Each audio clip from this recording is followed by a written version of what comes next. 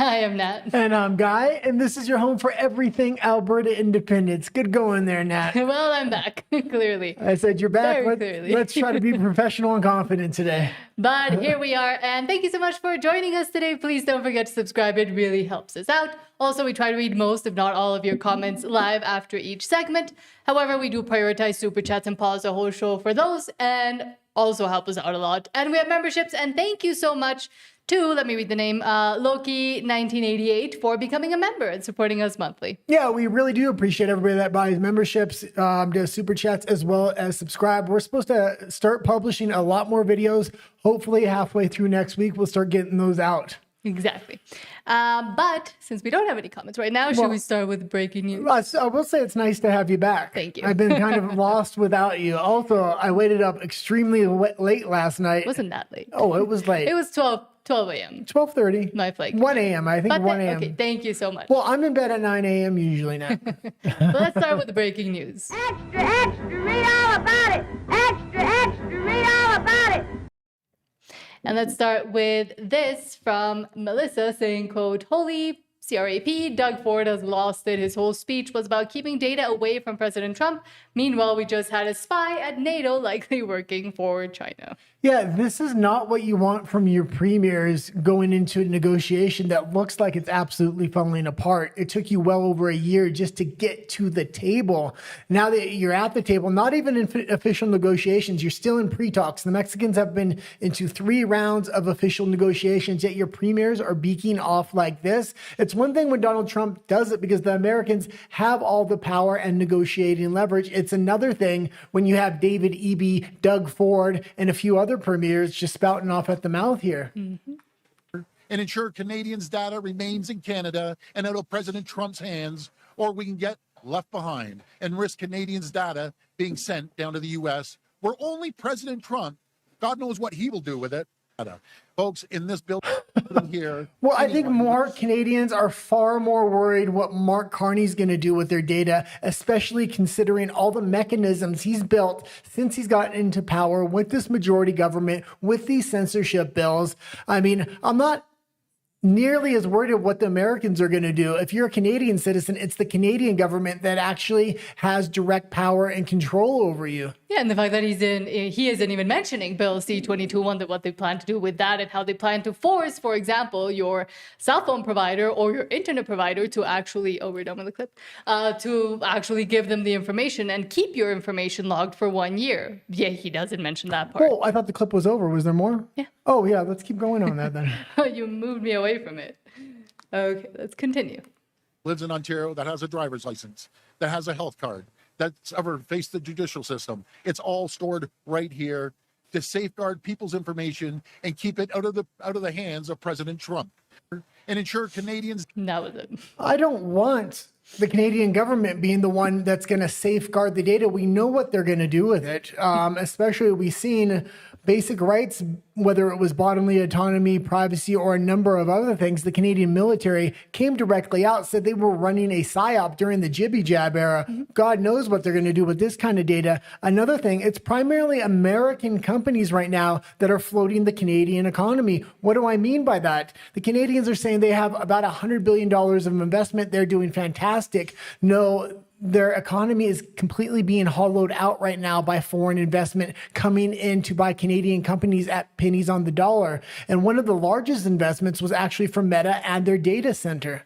What do they want to do? Keep American investment out of Canada? Because that's kind of what it seems like right now. But speaking of the negotiations going on, CBC Watcher says, quote, "Please watch this whole reality check from Mark Warner on negotiating with the U.S. and Donald Trump," saying that the strangest part about the way the Canada is negotiating the trade agreement, since the last one is at the end of the 80s, as the negotiations enter into trade negotiations with one tied behind their back. There we go. Well, and I just don't think they were ready for this commentator here, because I think it was absolutely right and on the money. And when they try to push back against him to silence him a little bit, he doubles and triples down on it. The way I see the negotiations going, I mean, Mario Zelaya kind of got a tip saying was already in negotiation and it had already been kind of signed, sealed, and delivered, and it was going to be announced at the end of the month. That being said, I said I won't believe it until I see it, but Mario Zelaya is a pretty good source. So especially when he doubled and tripled down on it, I thought there was going to be a deal, but it really looks like behind the scenes, things are falling apart if that's the case, and the Americans do have all the leverage. We'll kind of go over that in just a minute. Mark, I do wonder, and Jennifer was talking about even kind of the pain point for Americans. What kind of leverage does Dominic LeBlanc, does the Prime Minister have as we go closer and closer to those 50% tariffs? Well, you know, the way I look at it is, at the end of the day, you only really have leverage if the other side thinks you have leverage. And I know there are a lot of people, including the Prime Minister and the Minister, talking about leverage that Canada has. Some of the premiers do. I just don't believe the Americans think Canada has leverage. It's very hard for... I don't think the Americans think Canada has leverage either. That's number one. But number two, what little leverage Canada actually has, they've got it illegally by violating the USMCA, taking booze off of American shelves, and now saying, oh, we'll put that back. Well, that was a violation in the first place. America was also supposed to have access to the dairy market within Canada. That was a violation as well. It seems like all of Canada's leverage that they're trying to use or give back to the Americans are actually violations of the USMCA. If I can see that, I'm sure the Americans are seeing that as well. The real hard leverage Canada would actually have, they don't have. It would be to cut off energy. But if they would cut off energy, that would be cutting off their nose to spite their face, meaning they would lose all the economic benefits of selling to the United States, number one. But number two, they wouldn't be able to get their oil over to the East Coast and the Laurentian elites because the pipelines go from Alberta into the United States and back up into the East Coast of Canada. And there is no major railing. There's rail going across Canada, but not major industrial rail that is high capacity rail. Most of the high capacity rail goes from north to south into the United States to sell potash, oil, and other things. For Canada to pull any of the things that people point to as leverage, whether it's stopping selling potash, okay, where are we going to sell it to? How are we going to get it to the Vancouver ports? What rails are they going to go on? Because right now a lot of them get shipped through the U.S. Oh, you want to cut off electricity sales from the Atlantic? How about they close the pipeline that brings oil and gas from the west under the Great Lakes into Ontario? But Mark, if I can interrupt for a second, we heard from even farmers in Iowa who are complaining about what these negotiations are doing to their businesses. So there is a ripple effect. Even it's hurting Canadians, but certainly those hurts of the cost, the inflation, the rising prices. Americans are feeling that. Can't our negotiators use that in some way? No, no. And I'd say this. You know what? The real evidence of that. Since 1984, we've had our producers of softwood lumber have faced tariffs from the United States, countervailing duties and anti-dumping duties. And Canadians go down there all the time and they say, it's increasing the cost of your housing. Guess what? The tariffs are still in place. We don't listen to American politicians when they tell us that dairy supply management increased costs to Canadians. We don't listen to Americans when they tell us that our digital trade policy basically reduces the choices to consumers. The strangest part about the way we have been negotiating trade agreements since the last great one at the end of the 1980s. And we're going to keep going on this because this analysis is absolutely fantastic. But what Mark Carney is trying to do, or saying he's trying to do, but failing massively, is diversify into new markets. The Americans have every market on the planet wanting to deal with them. That's why they have been willing to sign up for these tariffs, these increased tariffs. They have access to other markets to replace Canadian goods. So they're not going to feel the hurt like the Canadians are going to feel it going the other way. Is our negotiators enter into trade negotiations with one hand tied behind their back. They only define a Canadian win as a producer interest. They completely forget about consumers. On the other hand, as you just said, when they look across the border, they make alliances with American consumers. We don't listen to people who lecture us about what's in our consumer interest, and they don't listen to us. The American president, last point I would say very quickly, what's distinguished Trump in his first 6 years of his presidency is he's governed by executive authority, much more so than American presidents have. All American presidents getting into their last 2 years of their administration are governed more by executive authority. This hope that people have about the midterms changing something, are we watching the same guy? Right. Does Donald Trump look like some? And on top of that, last week, Congress just gave him additional unilateral authority to impose tariffs. So if the thesis is correct, that Trump should live in fear of American consumers or American congressional midterms, I got to tell you, I think a little bit of the psychology of Donald Trump, he's looking and saying, what, these people who just gave me more power to do what I'm doing? Well, no thanks.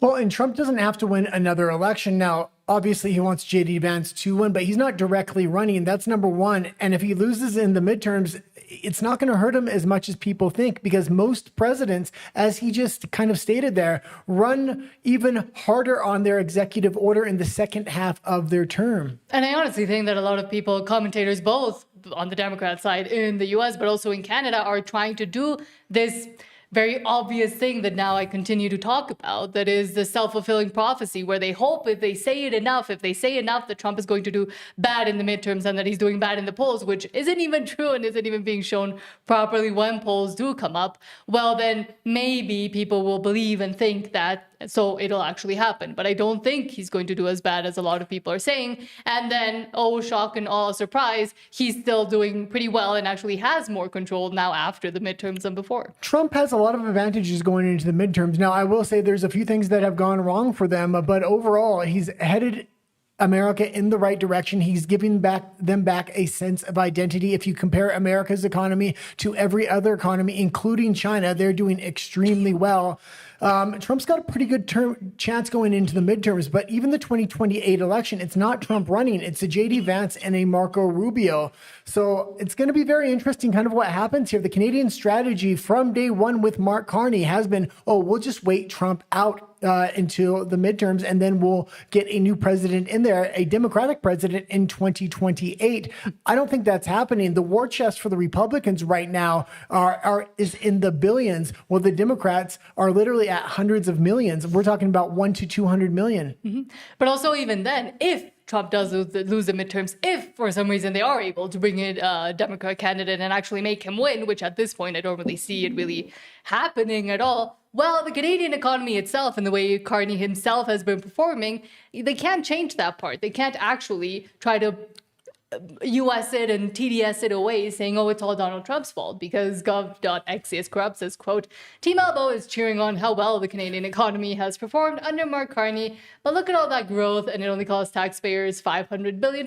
What a deal. I'm so glad we have an economic genius as prime minister. Yeah, and what we have to remember here is exactly what he's saying. All the investment is coming from the government itself, not the private sector. The private sector is being hollowed out and moving out. A lot of their headquarters are moving to the United States because Trump is giving massive incentives to new manufacturing, to new companies moving to the United States, not just for Canada, but for other economies around the world. And especially with a year-on-year review of the USMCA, they're highly motivated to get some stability so they can plan for the future. These companies are. The Canadian economy is the only one in negative here. So it's right down here in the red. But we can see this as a graph of cumulative real GDP growth of 2025 Q-base 1 to 2026 Q1, the 4 quarters, which equal year over year. Ireland is excluded for some reason, but Denmark did really well, Costa Rica, Korea, and then we start going down and down and down and keep going down all the way, even past Mexico, and Canada is there with negative growth. Yeah, Canada's the little red thing at the end, and the reason they're in red is because their growth is actually in negative. Now, if you listen to the liberal media, the mainstream media, Mark Carney, oh no, everything is going absolutely fantastic. The numbers don't lie.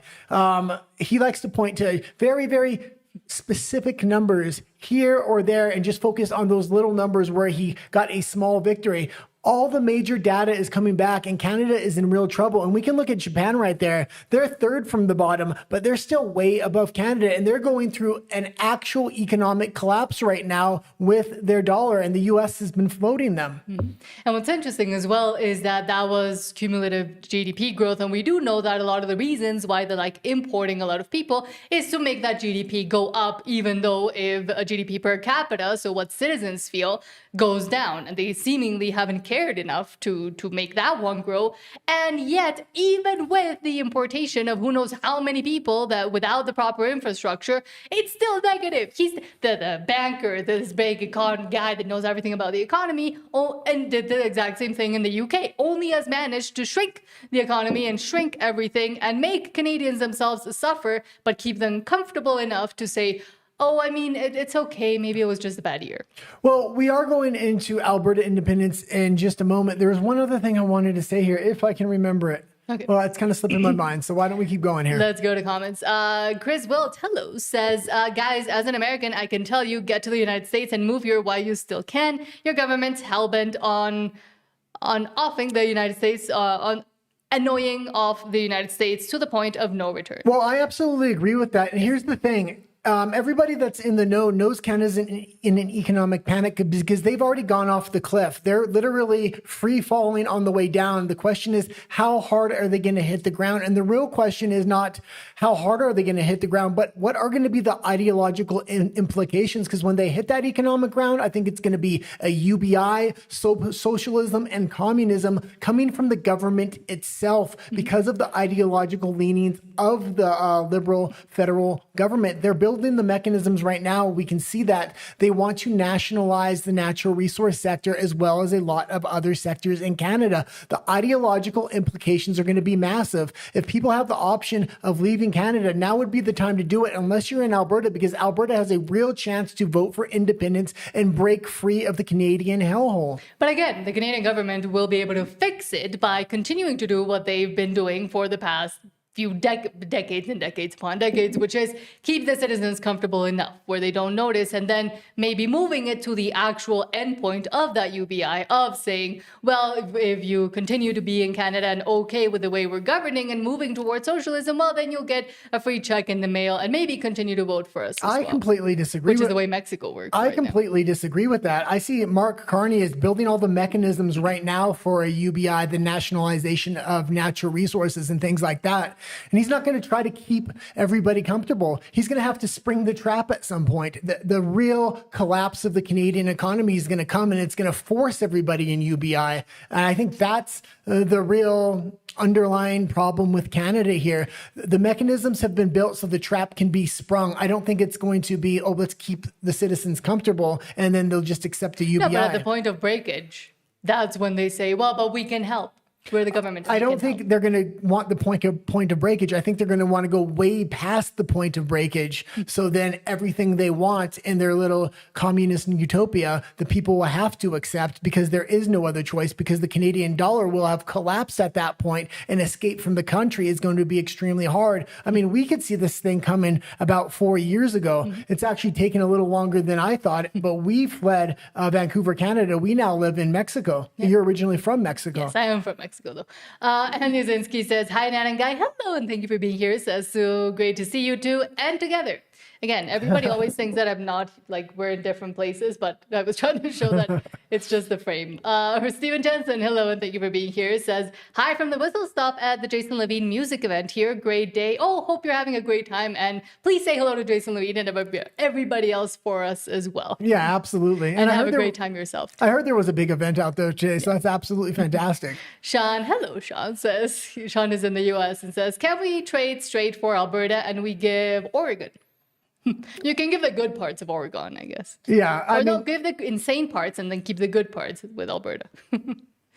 But next, Option Trader, hello, Option Trader, also in the US, says, I come in peace. We know, don't worry. Says Doug Ford. And I will say we do have two shows now, one called American Greatness as well as Alberta Independence. And it seems like Albertans are really interested in American politics, and a lot of Americans are now watching and getting interested in Alberta Independence, which is absolutely crucial, especially for the next stage after the non-binding referendum. Once we hit that binding referendum and we succeed at that, the Canadian government may just put some kind of hurdle in our way, and we may have to have some kind of unilateral declaration of independence. And U.S. support at that point is going to be critically important. So we have somebody to recognize as an independent nation. Let me finish Option Trader's comment. Says, I come in peace. Thank you so much. Says, Doug Ford is a disgrace. Completely agree. His attacks on the president admit that Canada has no leverage power. A bully is a bully because he's powerful.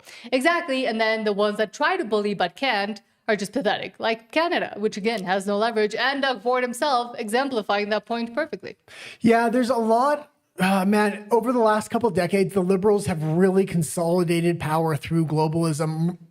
Donald Trump has really thrown a monkey wrench in that, but they only know how to negotiate from a position of strength. Anytime they're not in a position of strength, they would rather commit suicide than take a loss. This is going on in Canada. They're only willing to negotiate from a position of strength, and they won't give an inch. The same thing is happening in Ukraine too. Multiple contracts have been ripped up for a peace negotiation. Donald Trump had one completely worked out. The European Union did not want it. If they would have taken it, this thing would have been done and settled by now. It seems like the liberal globalist or the progressive globalist at this point only wants to negotiate from a position of strength. And it's a little bit disgusting because they're hurting the citizens of these countries.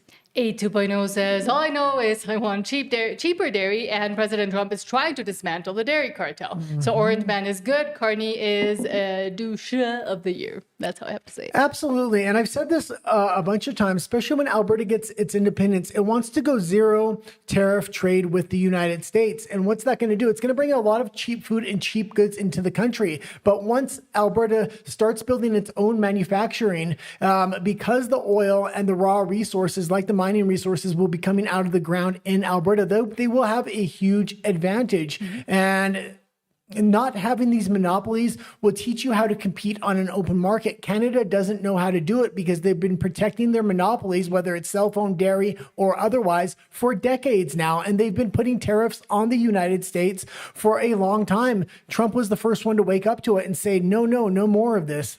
Few more comments. Option Trader says, Alberta oil is directly and indirectly 80% of your economy.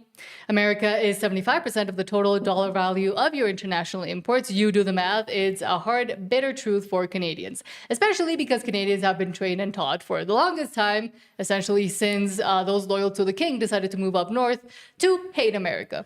Well, there's another problem here, and that's some of these politicians like Doug Ford, like Mark Carney, are talking about maybe we need to shut off the oil to the Americans. This would be the stupidest mistake on Canada's behalf. Yes, 65% of the oil comes from primarily Alberta into the United States. The problem with that is now Venezuela is going to help the Americans diversify a little bit, but also they have Russia sitting over there with a bunch of sanctions. If Canada shut off the oil, they would just take some of the sanctions off of Russia and buy the oil directly from them, or deal with the Iranians and reopen the Strait of Hormuz. There's multiple other options for the Americans if the Canadians cut off the oil, and that would be an absolute collapse of the Canadian economy if that happened. I can't even believe Canadian politicians are suggesting that. That's almost an act of war at that point. Yes, William Rebel, hello. Thank you for being here. Option Trader says, Canadians don't understand our political system. Trump is in for 2.5 more years. We don't have snap elections or votes of no confidence. If he lost the midterms, he still has executive orders. If the Republicans and the Senate, it only blocks laws. If the Republicans win or lose the Senate, it only blocks laws, but not executive orders. And the media is in a bubble. He's not losing the Senate, and he will easily keep the House of Representatives. Well, I'm going to say this. Again, it's like a self-fulfilling prophecy. They want it to happen, so they put it out there into the world. Well, he's absolutely right. And the whole point of the midterms for Trump and the Republicans to win both the House and the Senate is so he doesn't have to rule through executive order anymore. And all those executive orders that he gave out, we can then codify into law. That's ultimately what I see the importance of the midterms for. If he loses the midterms, he still has the executive order, and it's J.D. Vance and Marco Rubio up next. That is the strongest dynamic duo for a pair running for president that I've seen in a long time. It's usually one candidate with a no name that nobody really knows. This time, these are two majorly known figures that have done a lot in this administration. Yeah. And lastly, hello to Shauna Vision over on RUMBLE saying good evening. Good evening. And on that note, let's get into Alberta Stay Free. Sweet home Alberta, where the roots run deep and the money trees grow.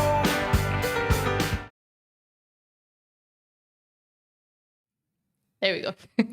Let's start with this from Igor Riltsev saying, quote, Keith Wilson answers Albertans' toughest questions about independence. Yeah, this is a 9-minute clip. We're not going to play the whole thing, but they brought some very interesting things up very early on in this conversation. I tried. Yeah. I genuinely want my mind to be changed. Yes. And I come into this with an open mind. I'm like, someone's going to change my mind and it's going to feel like a slap in the face because it actually hurts to get proven wrong. Right. I might be proven wrong. You know, it happens. And then actually sometimes I'm pretty sure it happens. You know? maybe my impressions of independency. But if you're open to that, you can have a good conversation with some people. You know, I was at an event, Stampede event with my wife last week, and the event was over. It was a political event. We were just about to leave. Someone was coming up. It was an older couple in their 70s. She wasn't affiliated with the event, but she recognized me. And she took her finger out and she went, you. She said, no, we're not leaving. You're Keith Wilson. And she went on, and I was really polite with her. And I said a number of things to her as we were talking back and forth. Her husband was there. And then at one point I said, you know, well, one of the problems we have is that we send so much money each year to Ottawa and we have no say in how that money is spent. And she went, yeah, that's a problem. Like, see the opening that created? So now it's like, okay, well, that is a problem. And I didn't have further discussion with her because that would have been the right way to do it. But the next discussion would have been, okay, well, what are the options to solve the problem? And when you start to go down that road, where you land is the only way to solve these problems is for Alberta to vote for independence, because that's the only thing that forces, you know, one of the debates I had with former Premier Kenny, someone from the audience asked him, it wasn't the one that was public in Calgary, it was the previous one in Edmonton, asked him, what happened with the equalization referendum? Because in 2021, 62% of Albertans voted on a provincial referendum to call for changes to equalization. And so Premier Kenny said, well, I wrote a letter to the Prime Minister and asked for a constitutional conference, and he said no. And then Premier Kenny said, and then I wrote to all the First Ministers, so all of the premiers, and asked for a meeting to discuss possible changes to the Constitution. And they said no. And that ended it. So the only... He admitted it too. And they said no. They said, no, you're going to still send the remittance payments to Ottawa, and we're still going to continue to federalize Canada. You know what I say? Albertans are going to say no to the federal government. This is it. This is our opportunity to break free. And I know a lot of people don't talk about this, but we need to try to stand up on our own 2 feet. We have every single advantage economically as far as a trade partner goes with the United States, and a lot of other things in our advantage. But even if we fell flat on our face, we still have 2 safety nets sitting right there, whether it's the Americans or the Canadians, or they would both be happy to take Alberta either back or into their confederation if Alberta did fail on its own. But the way I see it, Alberta is set up in every way, shape, or form to succeed. It would be one of the richest democracies in the world at this point. But again, it's you get to do your little vote. You get to do your little, no, we don't want to send any more remittance payments. And then, of course, you get the obvious answer of, well, we were just doing that, so you would kind of get it out of your system. And it feels kind of that way with this, and that is why I think we can have to continue to push forward. Well, and this is the problem. It's not even the federal government that's saying, oh, we're going to let you have your little vote so you can get it out of your system. It's Alberta's own politicians, whether it's Danielle Smith with these 9 questions or it's Jason Kenney. They'll take these votes and they have no actual plan to enact them at the end when everybody voted against remittance payments in Alberta, or a large portion of them, yet nothing happened there, and it's never brought up again. Exactly. But also in Canada, the Toronto Sun says, quote, Canadians spent more on taxes than basic necessities in 2025. And yet, what did you get for it? And yet, why are we still paying this much on taxes every year for no services and nothing that is promised with taxes? For example, the whole free healthcare thing that Canadians always bring up when you start saying that Canada is a broken place. Well, it's supposed to be paid with taxes, with exorbitant taxes, and yet it's completely broken. Wait times up to 6 months to 1 year, and nobody actually getting cured or fixed or anything similar to that. Just getting ended through MAID. You paid taxes directly out of your check, and Canadians pay up to 70% taxes, not directly out of their check, but when you accumulate everything, when you go GST, PST, climate taxes, property taxes, I mean, you name it. It's one of the most taxed countries in the world, and they're only talking about taxing more because that's the only solution for this Liberal government.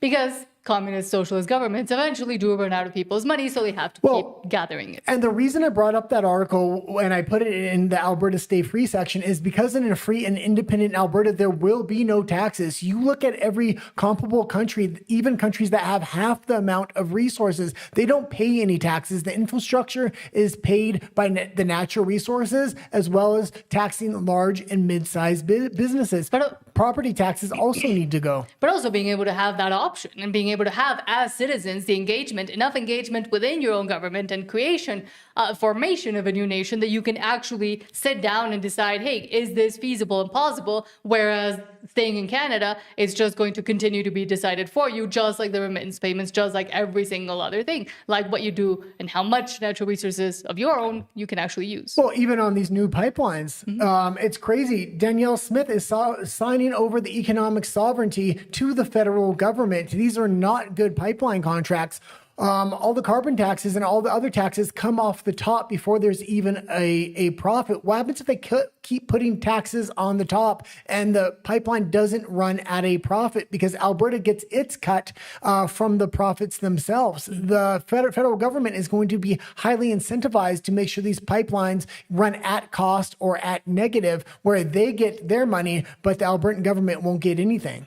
And next, another topic that has been on a lot of people's minds, Alberta Prosperity Project says, quote, run the same dollar amount Canadians already send to CPP through a basic mutual fund instead, and the retirement math changes fast. One path pays out roughly $18,000 a year, $1,500 a month. The other pays out roughly $70,000 a year, $5,800 a month. Same contribution, same years worked, a $50,000 a year gap by the time you retire. And it is part of the reason why I say the CPP and a lot of people that are worried about their CPP with an independent Alberta don't actually know how it works and how much money has already been lost by the government, but also how much money continues to be invested into things that, again, it's just a gamble that ends up losing a lot of the money, and how fewer people are actually paying into the CPP now that there's a shortage of young people and young workers. Well, you have to figure when the Canadian economy is going to collapse here, they're going to take away the CPP and they're going to bring in a UBI at a much smaller dollar amount for all citizens.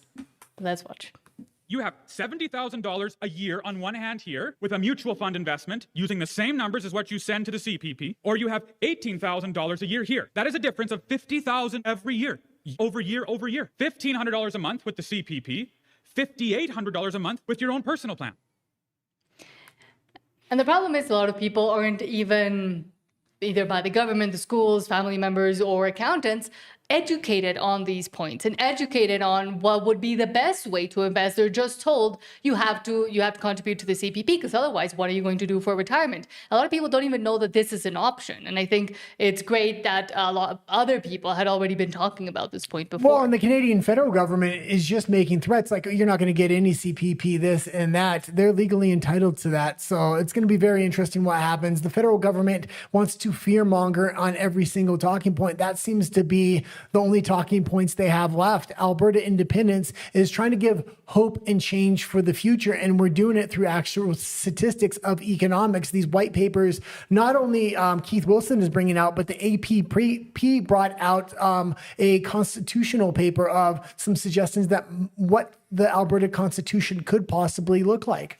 And that's also why I really like Nadine Wellwood and the fact that she was trying to explain to people how the CPP actually works and how maybe even an Alberta pension plan could be different from that, but also how with independence you actually get to decide these things instead of having someone else decide it for you, tell you that's the thing you have to do and the best option or only option you have, and then actually losing this much money and this much sleep over something that isn't even working for the majority of Albertans anyways. Or Canadians. But you also have to realize a lot of people with their CPP are traveling overseas, living overseas, and things like that. If the Canadian economy is really headed for that cliff of a 60 to or 50, even a 50 cent to the US dollar, and a lot of this stuff isn't going to be possible. People are going to start becoming trapped in Canada at that point.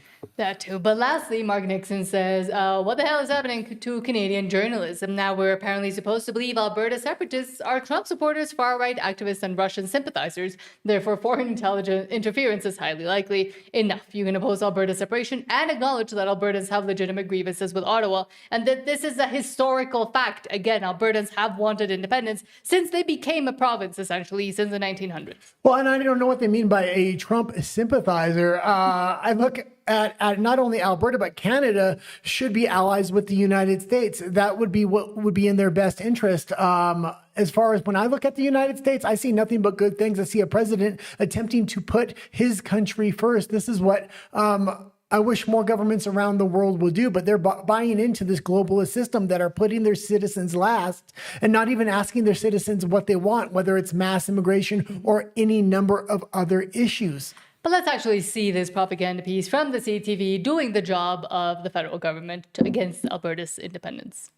Many of whom are separatists, are quite sympathetic to Donald Trump and the MAGA movement and their alignment with, Putinist Russia. So that's one of the things that makes this very difficult, is that the fault lines on either side of the separation issue are aligned with sort of the broader alignment or sympathies that people in Alberta have with potential foreign interferers, many of whom are separatists.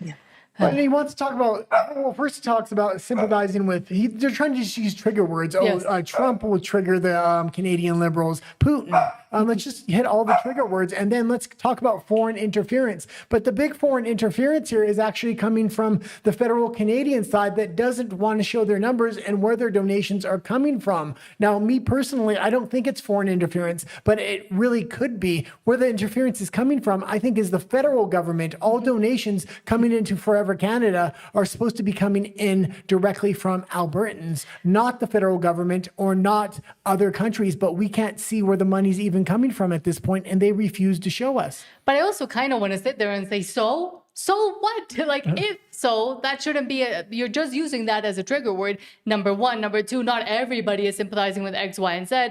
But three, so what if they think that what Donald Trump is doing has, in its majority, actually worked and actually fixed some things that hadn't been fixed for the longest time? So if Canada would just deal with Donald Trump like Mexico and every other country in the world dealt with Donald Trump, except for who? The Canadians and the Chinese are the two that wanted to counter tariff, and now they're paying the price, and they want to say, woe is me. And I've been watching a lot of these liberal programs talking about, well, Carney's doing the best he can. It's Donald Trump's fault. What would the conservatives do? They couldn't do anything better. They're saying they would do better, but what could they do? I'll tell you exactly what they would do. And the liberals in Canada never want to bring up Mexico, because what you do is you go to the table with official talks right from day one. You go through multiple rounds and you hammer this thing out. The Canadians aren't even in official talks right now. A matter of fact, one of the concessions they want the Americans to make is to enter into official talks. Mm-hmm. And Mexico being a little bit blackmailed by the U.S. because they know that they can expose the levels of corruption and mistreatment that the Mexican government has. But I don't even think, in the end, it's actually worked. It's actually helped Mexico. Yeah, I don't even think it's so much blackmail. Yes, there's some blackmail going on, and they have leverage over the Mexicans, which is getting cooperation, but it's massively helping Mexico right now. We live in Mexico.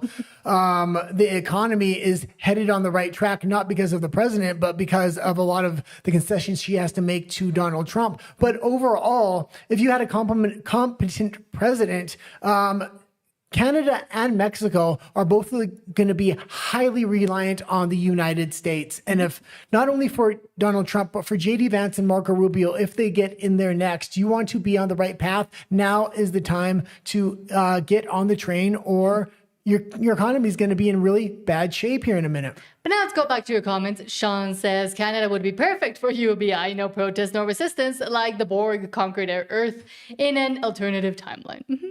And again, they've already been kind of trained into it and used to it. Yeah. By this point, because they've been kept comfortable enough. Well, and what happens with the UBI, and let's just make this clear, the government's going to offer a universal basic income. They're going to give that out to the people. In the beginning, it's going to be maybe enough to cover everybody's bills, but they're going to have to print money, and everything is going to go up, rent, food, everything else. The UBI eventually doesn't cover your cost, and then you're still going to have to work. And then what happens on top of that? The nationalization of natural resources of other major industries in Canada. So the Canadian government is owning it, and they're going to be paying very low wages because they're going to want to make a profit so they can pay out their UBI. And Yazinski says, we are neighbors, US and Canada, and should help each other. Exactly. And it would be so much better for Canada itself if they got their elbows out of their behinds. Well, absolutely. And the Americans want what's best here, not just in the Mexican negotiations, but with the Canadian negotiations. We can see Alberta, and Danielle Smith was going down there, and she was talking to Donald Trump, and other American corporations like Meta got a $13 billion investment. A lot of these tariffs Trump is currently putting on Canada are hitting British Columbia, Ottawa, and Quebec. He's not hitting Saskatchewan and Alberta as hard as the other provinces. And why? Because I think they have had talks somewhat. It's just a shame that it's Mark Carney negotiating here, because he's not negotiating. He was supposed to get a deal a year ago. A year later, he's not even in official talks yet. Mm-hmm. Sean continues, California is too valuable. Maybe if you can have Los Angeles County and the Bay Area for Alberta and Saskatchewan and all of BC except Vancouver City. Says if you saw the Wisconsin primary and all of the false polling results, I'm not worried about the midterms. Mm-hmm. And continues, if Alberta does not get a majority, yes, vote for a mere vote for independence. Expect Canada to govern Alberta far harder and get ready to get all the new immigrants too. Alberta will suffer hard. Yeah, one of the bad things for the midterms, going into the midterms, I think Donald Trump thought he was going to have this Iran thing wrapped up. I also did. So that's one bad point going into the midterms. That being said, he has over $1 billion right now. This is the first time the Republicans have far more to spend than the Democrats. Trump was able to raise money. J.D. Vance, other big name donors were able to raise money, as well as the RNC. They're looking at a $1 billion war chest here. They haven't even begun to spend it. We're only 2 months out from this thing. I'm expecting big things from the Republicans. I'm hoping they win the House and the Senate so we can codify a lot of these executive orders into law so it can last far beyond Donald Trump's term. Sean continues, the Canadian Shield pipeline was actually quite funny. They can't build anything without the tremendous costs on that shield. And that idea as well was insane. Well, absolutely. And just the fact that the Canadians haven't built high volume industrial rail going across Canada, and most of their high capacity industrial rail actually leads from provinces right into the United States. If they want to play hardball with the Americans, none of Canada's infrastructure will support those hard threats that they want to make. Mm-hmm. Sean says the whole Trump thing is about a fetish. That's how I say it's all some sick S fat space-ish. Canada is willing to destroy its own economy. He isn't going to sleep with you, TDS weirdos. Maybe it is a power fat space-ish. Sean says, not knows Star Trek. I'm impressed. Do I? What did I say? Oh, I'm not sure. I know Star Trek. He's the Trekkie. I know a bit more about Star Wars, not that much. I know a lot more about Marvel. I know a lot about Star Trek The Next Generation. I kind of grew up on it. Yeah. Past my time. A2.0 says, oil is 25% of Alberta's economy, but the USA is very important to the Alberta economy, and I see no reason not to increase trade with the USA. World trade can also increase. Yeah, I just wish we had common sense. I wish we had a better leader in Alberta that would really put the screws to Canada and start dealing directly with the United States, saying Trump's already approved 2 pipelines. Mm-hmm. Why doesn't Danielle Smith or whoever's going to control Alberta after Danielle Smith build the pipelines directly from Alberta into the United States? Every pipeline that's built now goes from Alberta to Saskatchewan and then into the United States, or then into Manitoba and then into the United States, because they don't want Alberta to be sovereign and independent, dealing directly with an international trade partner. Also, I think there would be an argument to be made if the pipeline went from Alberta to the United States. We could say no to carbon taxes at that point. It's a method of control. Option Trader says, Doug Ford and your politicians are playing election interference. How would they feel if we ran ads on the CBC, if our media and politicians badmouthed Carney 24/7? I'd be happy, but exactly. And then the fact that they think that they can do it and that they are in a higher position of number one power, but also of authority to do so, is still kind of insane. Well, what they would say is, well, the Americans are already doing it. Look at Donald Trump. Well, Donald Trump has actually all the power in the situation. So I don't think you want to play hardball with him. But outside of Donald Trump, nobody else is running their mouth. They're trying to point at Pete Hoekstra right now. And that's absolutely ridiculous. He's emerged as one of my favorite politicians, giving really a real insight into the American mind when it comes to the trade negotiations with Canada. He's brutally honest, but he's not trying to sabotage these deals deals in any way, shape, or form. And now the Canadians want to try to kick him out of the country. If they think this is a good strategy to deal with the U.S. and to get a USMCA deal, they're sadly mistaken. That's going to backfire on them. They should be working with Pete Hoekstra, not against him at this point. Beulah Hillier, hello, and thank you for being here, says watching from Innisfail, Alberta. Option Trader says, I feel for my Canadian friends when Trump and the Republicans keep the Senate and the House and Trump goes even harder. TDS will win elections in Canada, but Alberta is leaving and China is coming, I'm guessing, to the U.S. Yeah, and a lot of our American viewers might not have been watching the show for a long time, but I will say, for the last, 10 months now, the mainstream media has brought on a bunch of politicians and a bunch of talking heads, and they all have the exact same talking point. Oh, we only have a few months to go, and then the midterms are going to come up, and Trump's going to lose, and he's definitely not winning in 2028. And they say it with such arrogance and confidence. They don't have a strategy other than that. And I think their strategy is starting to fall apart right before their very eyes. Because it's that self-perpetuating thing that they put it out there, and hopefully it'll happen, and otherwise we have nothing else to say. Option Trader says, I trade California for Alberta, take your commies, and we take your freedom lovers. Well, and I think an easy trade would be, I know obviously this would never happen, but it would be nice to see part of Washington State be traded because it would be connected to Canada there. Yeah, the bit past the mountain range. Yeah. Option Trader says, Putin said England wants the war to keep going. Yes. Canada keeps sending money to Ukraine, and England, France, and Germany all send money and weapons and talk tough. Why can't I say this? Talk tough. Thank you. For a war when Trump wants peace. Yeah, I don't talk a lot about the war. I used to a lot, but I know a lot about it because I watch a couple hours every day. And the UK is in a really tough position right now because they have been taking control of a lot of ships on international waters that they're claiming are Russian ships. And the problem with that is now Russia is saying they're going to do the same thing back. The difference here is Russia has the strongest submarine fleet outside of the United States and one of the biggest war shipping fleets as well. So they're going to actually be able to do this. Well, the UK's Navy right now is not looking so good. And so they're finally trying to open talks with the Russians. The UK government is, and the Russians won't talk to them at this point anymore. They say, you give us back our ships and the cargo for those ships. Otherwise, we're going to conduct business on the open waters the same way you have. So it's not looking good right now especially for Britain. Unacceptable friend, Joy Derek, hello, and thank you for being here, says Mark Carney. He asked me to pay more taxes, and I said no. Can I say no? Well, I think all of Alberta has a real option to say no here, and that's by sending Ottawa a message and saying Alberta wants to be independent. No more taxes at this point. And Derek also from Unacceptable French says there are no pipelines. They won't get built. Of course not. There's imaginary pipelines just to shut people up. Well, even if they do get built, she's signing, Danielle Smith is signing away the sovereignty with what's in these MOUs. That's number one. Number two, they're definitely never going to get built if people don't stand up and send Ottawa a message on October 19th and say Alberta wants to be independent. This is a non-binding referendum. If you want any hope of any pipeline being built at all, you have to send that message on October 19th. Otherwise, Ottawa is really going to walk all over Alberta at that point. Mm-hmm. And on that note, let's actually get into Alberta politics. He doesn't discuss federal politics. He only concerns himself with Alberta's independence.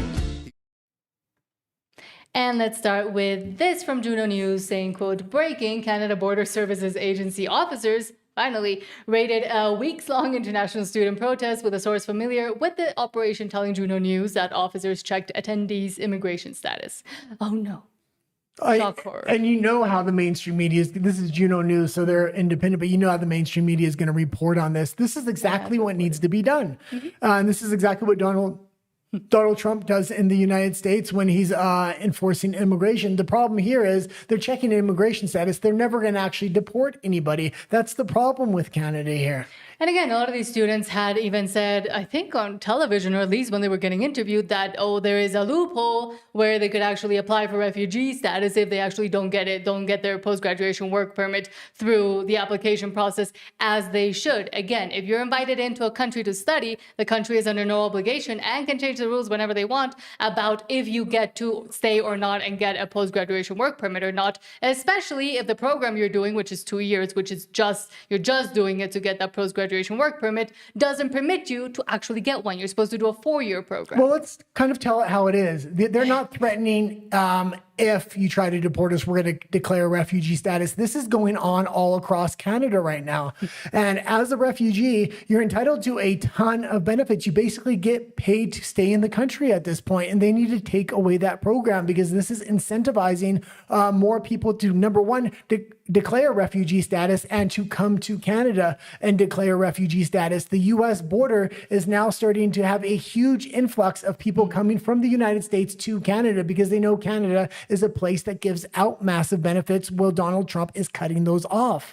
But again, the students and a lot of the people that have been taking advantage of these programs have been able to do so because of the lax regulations and because of the permissiveness of Canada by allowing people to do that in the first place. If there were stricter rules around how you can obtain or not obtain refugee status or a post-graduation work permit, less people will feel as entitled as they now do to say, no, but I deserve this because I came to Canada to study and now I should get a work permit. Well, Canada is the country that you're invited into. Canada could and can and should be able to say, no, we don't want you anymore. You're not entitled to anything. But the pleb says, quote, Danielle Smith has banned pride flags from all Alberta classrooms starting this fall. Do you support this? Yes. No, this is absolutely fantastic. The problem is she's getting so much praise across national Canada and in Alberta, but I won't believe it till I see it. People vote no on stopping remittance payments to Ottawa. She also gave out a statement saying, oh, in Alberta, we're not going to enforce hate speech laws. Next thing you know, Alberta is the first one enforcing them through the Edmonton Police Department. I'll believe it when I see it. I fully expect some classrooms to take it down. What about these classrooms that say, no, we're not taking it down? I want to see her drop the hammer on them, and I want to see her do it publicly. Mm-hmm. And actually explain why it's not good to have propaganda of any type within a classroom, but especially one that is obviously targeting children. Yeah, it's nice to make the headlines, but people in Alberta now don't believe their politicians or what they're seeing in the media until they see the actual action in real life, because the knife has been stuck in the back of Albertans so many times, whether it was Jason Kenney, whether it was Danielle Smith, whether it was Mark Carney, Doug Ford, you name it. They're all coming to Alberta singing Kumbaya, and they all got a knife perched behind their back, ready to put it in the back of the Albertan citizens. But let's see an example from Norway. Nick Leave says, quote, about 30 years ago, Norway decided to create a wealth fund for their citizens rather than offer handouts to buy votes. Norway pumps 2 million barrels a day. Canada pumps 4 million barrels a day. Norway has 2.1 trillion in a wealth fund. Canada owes 1.47 trillion in debt. And yet Carney now also has this stupid idea of creating a wealth fund as well. Well, he had already created sovereign wealth fund, and it wasn't Norway's sovereign wealth fund. It was the UK sovereign wealth fund, and that was a complete travesty. It didn't work in any way, shape, or form. Alberta needs to get its independence so it can take control of its finances before the federal government federalizes all of its natural resources and it no longer has control to set up a good system that benefits its citizens. Because we know the federal government in Canada is going to make sure its politicians and its system benefits before any citizen will ever get any kind of benefit from it. But now let's go back to your comments. Print of Alberta says, yep, the flat fake paper and ink money will collapse. The only type of a great monetary system needs real hard physical assets like gold, silver, life essential resources, oil, lumber, and etc. Mm-hmm. And yet they seem to think it's a good idea to continue. Sean says, Nat has a good poker face like Commander Data because she went over my board comment with no problems. Oh, okay, got it now. Yeah. Now, the names seem familiar at least, but I think that's because I'm on WDW Pro way too often, and they talk about Star Trek a lot. Do you know what a Klingon is? Yes. Oh, you do. Okay. Live long and prosper. No, that's not the Klingons. No, but I know that That's part. the Romulans. I know, but I know that. Option Trader says, ask CNLR and Suncor how they feel about Doug Ford wanting to stop their oil leaving the Alberta tar sands. Funny how Ford wants to hurt the oil giants to spite President Trump. Yeah, well, he doesn't want to use any of the leverage Ottawa has. He wants to use all the leverage Alberta, Saskatchewan has. Let's go after the potash. Let's go after the oil. Let's go after all these things. Let's absolutely collapse the Albertan and Saskatchewan economy so they can never leave. But because they're speaking up, we don't like them. Let's use their leverage. Absolutely ridiculous at this point. Albertans would do far better if they had a direct relationship with the United States, Saskatchewan as well. But the truth is, most provinces would do better if they had a direct relationship with the United States rather than a middleman that's trying to sabotage the relationship called Mark Carney and the progressive Liberal government. And even if they were just allowed to trade amongst themselves, but that also isn't a thing. So Shauna Vision over here says, good evening. Good evening, and thank you for being here. Beulah Hillier says to Derek from the Unacceptable Fringe, I agree with you. There will be no pipelines. Carney will never let it happen. Exactly. It's the imaginary pipelines that help them just continue on promising things. And I have a different opinion. I do think eventually there will be a pipeline, but it's going to be completely federalized and all money will go through the federal government. All power will go through the federal government and most jobs will go through the federal government. And it's not going to benefit the citizens of these individual provinces. Hell, it's not even going to benefit the citizens of Canada at that point. It's going to benefit the politicians of Canada. And of the globalist system as well. Yes. Unacceptable Friend Derek says, easiest way to educate people on the Alberta pension plan, saying, if I light $100 on fire and throw it on the ground and walk away, are you going to put it out? Basically and essentially, and it is infuriating sometimes when people do talk about or are worried about the Canadian pension plan and what will happen to all of that without actually knowing what's happened to it up to this point. Like they're just now realizing that it's important to care about what would happen if Alberta becomes independent, but they don't even know where that money and those contributions that they made into the fund actually went, or how they were spent, or how they were lost by stupid investments.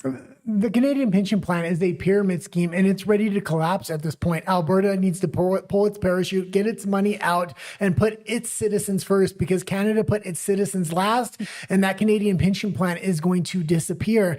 And some people will say, well, they don't want to lose their voters in the pension plan because those are the people that vote the most. One sneaky way to get more voters to actually vote against the pension plan would be say, well, we have to get rid of the pension plan, but we can offer a UBI for all citizens.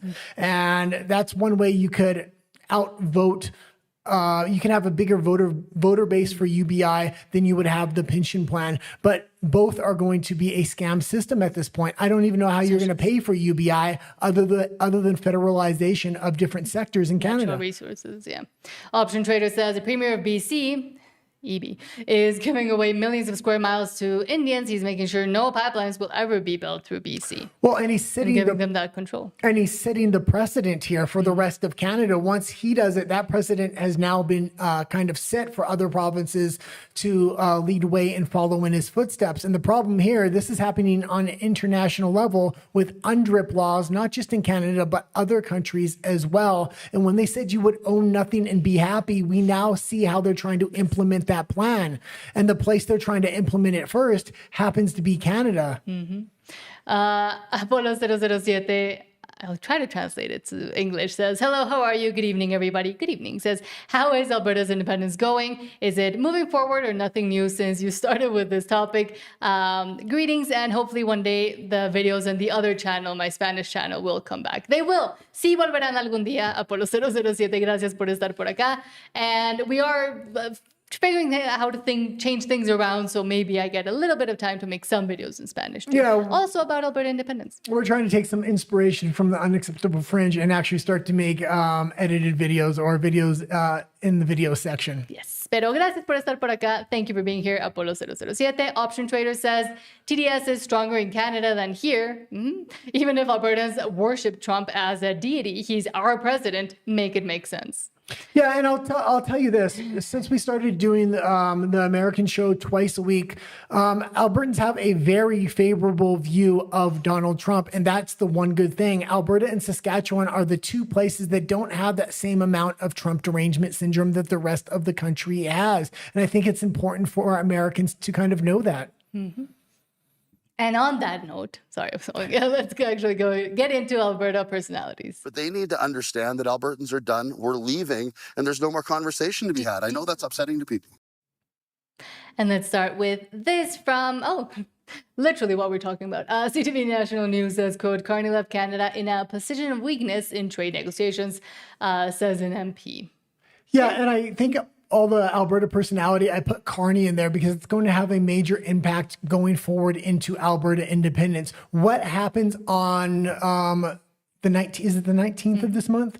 The 19th of this month, is, as well as the 19th of October. Carney's going to be the big deciding factor here, and this deal is falling apart in real time. I know Mario Zelaya came out with the rumors, and I bought into him as well. But at this point, I said I wasn't going to see it till I believe it. Now I don't think there is a deal. I think it's completely fallen apart. I think Mark Carney, again, is trying to play a hardball. I'm watching a lot of independent liberal media, and what they're telling Mark Carney is we want to go harder. Don't give a single thing to Donald Trump. That's going to collapse the Canadian economy. And it's easy for journalists to say when their jobs aren't the ones at risk here.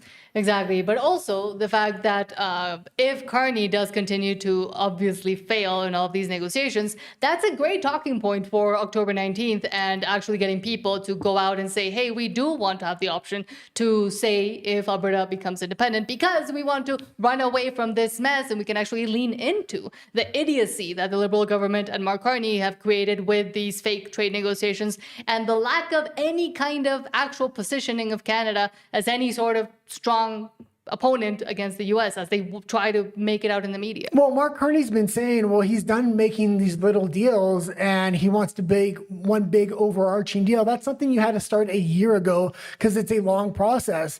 And for this last week, because there is this deadline of the 19th this month, he's finally wanting to negotiate. But it looks like the only thing they're going to be able to negotiate on is can he delay these 50% tariffs from coming in? I don't think so at this point because all the leverage he's trying to put on the table are actually violations of the USMCA. And the reasons he's putting those violations up is because he has no other leverage. That may be the reason he violated the USMCA in the first place, to try to claw back some leverage. He can say, well, we can give you this, because Canada has nothing at this point. They should have cooperated right from the beginning, just like the Mexicans did. It's working out great for Mexico. And I think the Conservatives would have taken that other strategy and they would have, I don't know. And they would have negotiated right from the beginning. The problem is now, even if you get the Conservatives in there, it's too late. So much time has gone past. It's going to take a year to get some kind of deal up and running. And again, what is worrying, and you mentioned there the Conservatives, is that they went down the exact same path, either because they were tapped on the shoulder, because they know they don't have that, like now the Liberals and Carney do have that majority and there's not much they can do, but they've decided almost since the beginning, because during the campaign season as well, Poilievre was out there saying, yes, no, we will negotiate hard and Canada has to stay strong against America. Not necessarily. And took a very similar line, which was also worrying. Not necessarily, because as much as I don't like Danielle Smith, because she's putting a lot of hurdles in the way of Alberta independence, she did go down to the United States and she did negotiate with American corporations to get the data center. And she did talk to Donald Trump administration, and she can go in if she happens to be the compromise candidate, maybe that takes Poilievre's spot at some time. She does have the resume to say, well, I have been willing to negotiate and I would have taken a different strategy. And I think that's her best benefit, especially if she can see the long-term political vision of her future of stepping down in Alberta to possibly go to Ottawa and say, well, I have been the premier that did take a different strategy, because even Poilievre didn't want to take that strategy. Yeah, but up to now is what I mean. Well, we've seen also from the other side that's supposed to be the opposition and calling these idiots out is doing the exact same thing. Yeah, but if the Conservatives swapped Poilievre for a Danielle Smith, she would have the ability to say, well, I have had a completely different strategy with Alberta. And she can kind of point to that, even though people in Alberta have seen through her. People in national Canada absolutely love her. And yet, this Mark Carney retardation, again, actually does help Alberta's independence, because it helps point out the insanity of it all and the uselessness of this man. Andrew Scheer says, why does Mark Carney hide the truth? Because his record is so bad. The Gordie Howe Bridge told Canadians the Canadians would get paid first, then gave Canada's bridge revenue away with healthcare, promise to control costs, and force taxpayers to foot the bill for failed refugee claimants. On housing, he promised to build homes faster, but the CMHC says housing starts will fall by up to 21% by 2028. Hardworking families see through the illusion. I don't know if all of them still do or do yet, but it says conservatives will lower taxes. And again, here's with the, in my opinion, false hope. Conservatives will lower taxes, bring back affordability, and deliver honest leadership for you, your family, and your future. And on this point, and I will say a point I used to make all the time, even if the conservatives got in with the mess that the liberals have left over the past, I would say, 15 years, and the actual legislation that has been put into place that would be very hard to get rid of, even if conservatives got in, it would take about another 10 years to actually start seeing anything similar to what they're saying now that they want to do. The Toronto Sun says, quote, Prime Minister lacks honesty on many fronts, from dealing with Trump to the revenues of the Gordie Howe Bridge. The Prime Minister shows he can't be trusted. And yet, why do so many still do? You're going to have to make some kind of deal with the Americans. Otherwise, the economic future of Canada is going to absolutely collapse here. Their entire plan is, I think they've calculated that they can wait Donald Trump out. I don't think that's a firm calculation. And I think they're playing with people's lives and livelihoods here. Yeah. And futures, and the futures of their kids as well. But let's go back to your comments. Sean says, the pension plan is a red herring. Canada isn't about to lose its primary energy provider. Pissed at them like that. It's not an issue other than some paperwork. Yeah.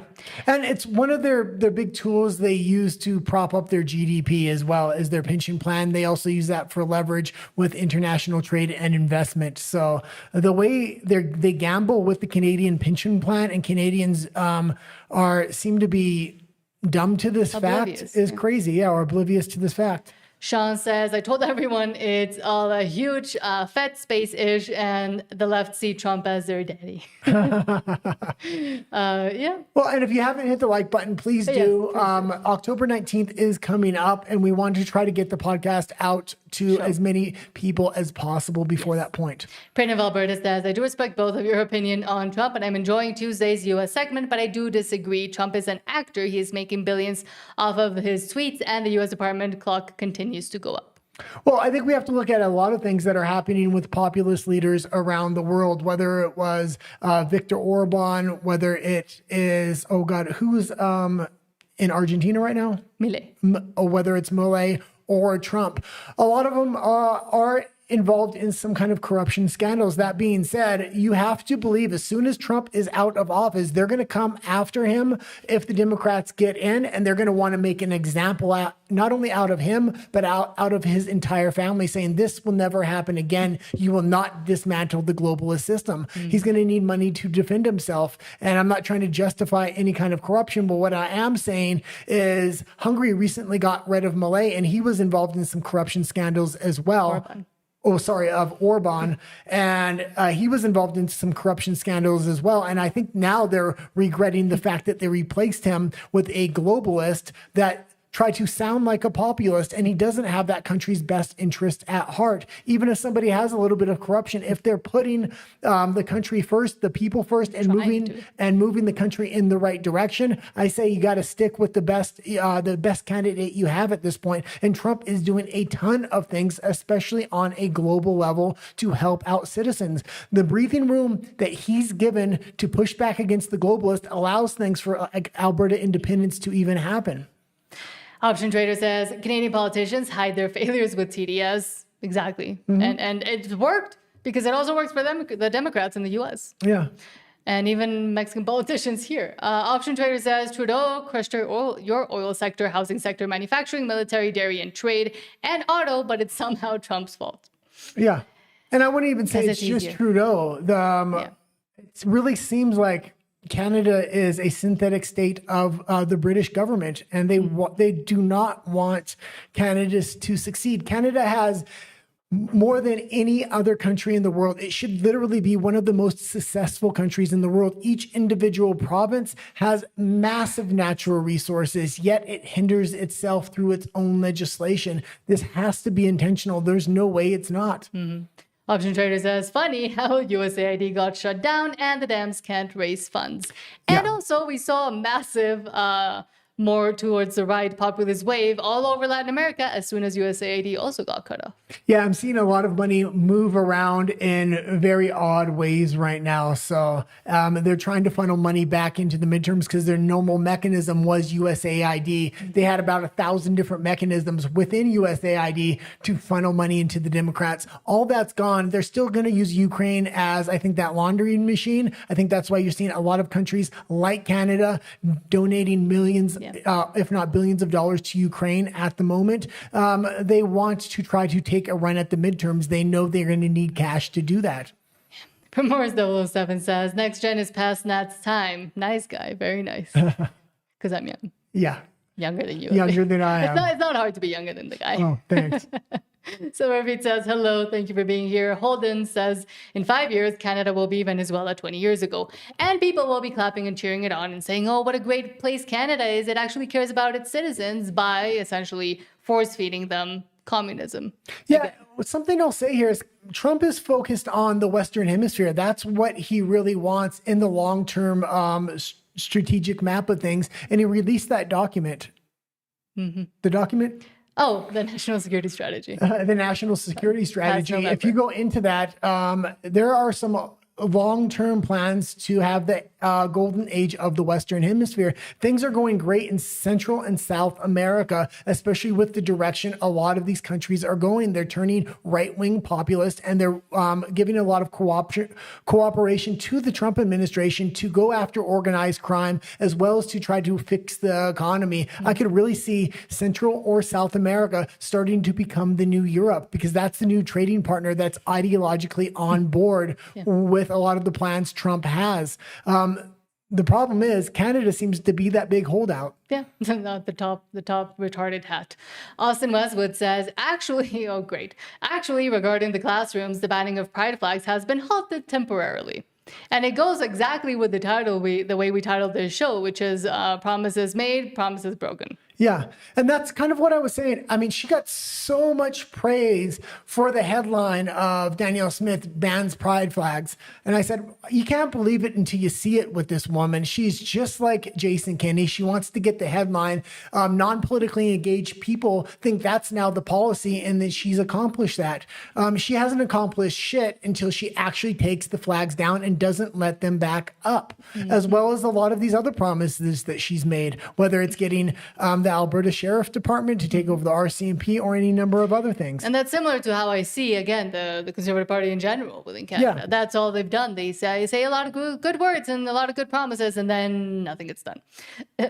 I'm sorry. Trent Gamer says Candace is $300,000 richer now.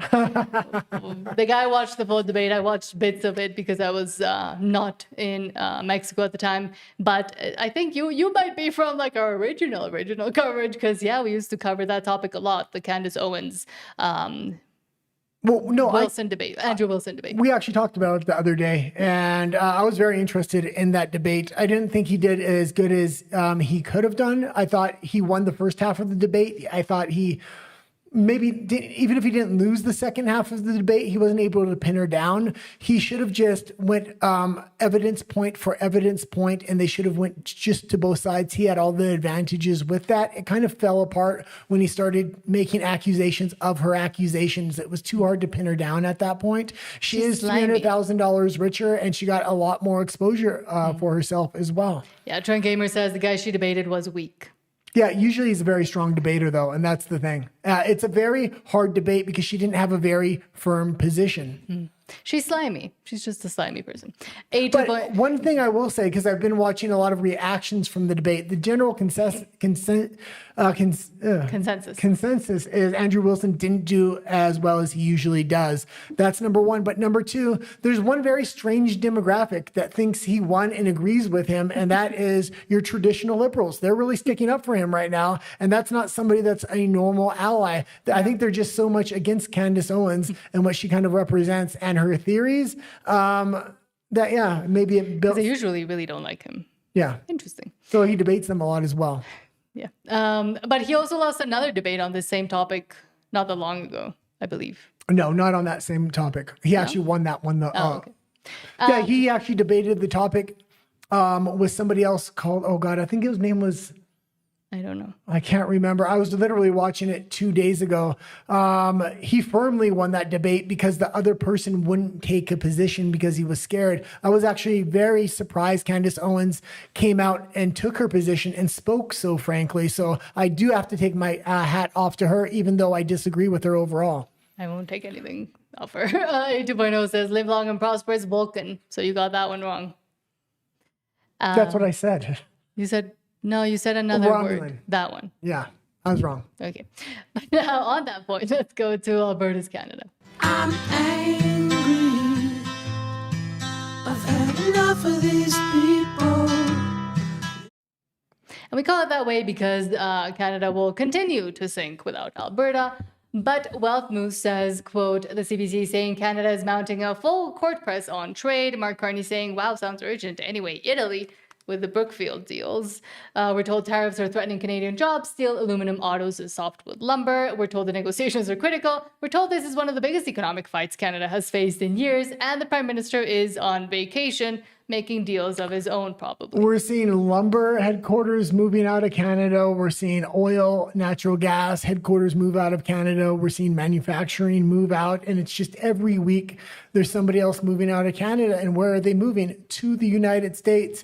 This year-over-year review is not going to work for these companies. They're going to want to move at least their headquarters into the United States so they can plan for the future here. So Security. Mark Carney needs to start working on a overarching deal here. He needs to stop making concessions and stop making small deals, put everything on the table and make it very clear you wanted to go into good faith negotiations. But at this point, he looks like the leader that these second powers are trying to put up to mount an attack, an offense against the United States. Sorry, I'm losing my words.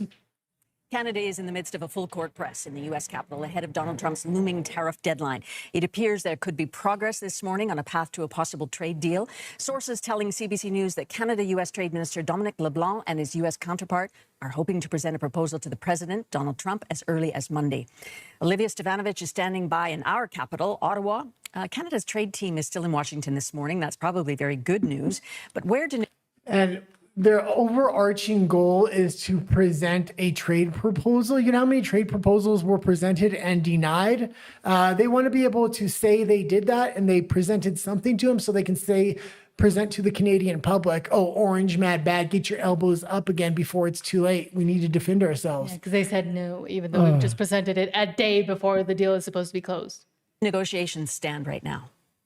Well, Susan, Canada's negotiating team indeed remains in Washington, D.C., where they're working on the technical details of a proposed trade deal with the U.S. Now, sources tell CBC News that the two sides, the two countries, are working on this proposal to present to U.S. President Donald Trump early next week, just before a new 50% levy against hundreds of Canadian imports is set to kick in next Wednesday. So negotiations here are heading into their final hours, coming down to the wire here with the minister responsible for Canada-U.S. trade, Dominic LeBlanc, and Canada's chief negotiator, Janice Charette, remaining in D.C. to see this plan through. Now, yesterday, during their meeting with Jameson Greer, the U.S. trade representative, Charette and LeBlanc did not have much to say going in or out, remaining very tight-lipped about negotiations and how they're going. What we can't tell you, of course, is that this meeting lasted 1 hour. It was the second meeting in just a week. The meeting lasted 1 freaking hour, and they're acting like they did something here. These are typically all-day meetings, especially when you're looking, not even all-day meetings. These are week-long meetings when they're meeting with the Mexicans and other countries. That's a nothing burger. You can't accomplish anything in 1 hour other than 20 minutes of it is just saying hello and sitting down at the freaking tables there. Well, you can, in an hour, you can bend over and let someone else put their elbows up inside of you, which is what Canada's doing. Okay. Was that it for that clip? Yeah, okay. That's good. And again, the fact that Mark Carney is on vacation or making other kinds of deals over in Italy should also be alarming to the Canadian public. Well, and the fact that they were leaking out a couple of weeks ago that they already had a deal done, they were going to release it at the end of the month. And that was coming out of conservative media, conservative independent media, as well as some liberal media. And now it looks like this whole thing has completely fallen apart. Obviously, nothing was signed, and they're playing PSYOP games with the Canadian public's mind to try to get their elbows up again so they want everybody to believe, oh, there was hope, there was already a deal, and then Donald Trump just pulled the rug out from under us. It's Donald Trump's fault. It's not our fault. Yeah, it is your fault. You should have been in negotiations a long, long time ago. And let's not forget, one of the concessions the Canadian government wants is for the Americans to announce that they're in official negotiations finally, because they haven't been up to this point. Which is why they haven't announced it. But let's actually see something else that is happening, apparently quietly in the background, or at least not enough people are noticing. Dan Dick says, quote, 10% of BC could be off limits. This is the biggest public land transfer in modern Canadian history. If you thought the coalition nation's claim on prime Richmond real estate was concerning, well, wait until you see what's happening now. Yeah, and we'll let Dan go into this. It's a fairly long clip. We won't show it all, but this is crucially important. This has a lot to do with the 30 by 30 program I keep talking about. They want to erase private property rights in Canada. They're doing it at a provincial level, a local level, an international level with the UN and UNDRIP laws, as well as from the federal side with the 30 by 30 program, saying we're going to protect the environment, but it's actually the complete opposite of that. Private property rights in Canada are completely under attack in almost every vector, more so than any other country in the world. And in this case, they're using the whole reconciliation and guilt that has been imposed and then self-imposed onto Canadians to justify it. If you thought the Cowichan Nation claiming traditional territory on prime Richmond real estate was bad, just wait until you see what they're doing now. If Richmond was the warning shot, this is the full invasion. While you're out there grinding, paying taxes, and trying to keep a roof over your head, an internal BC document has revealed David Eby's NDP government is quietly locking in the biggest public land giveaway in modern Canadian history. And I'm not talking about some remote bush somewhere up north. I'm talking about iconic landmarks and prime downtown real estate in the capital city itself. These commitments already total more than 334,000 acres. That's nearly 12 times the size of the city of Vancouver, 335 times Stanley Park, and almost half of all of Metro Vancouver being earmarked as treaty lands and handed to First Nations control. And he's trying to give over another 11% of entire land within British Columbia over to the federal government as well with the 30 by 30 program. And the particular sector he's trying to give away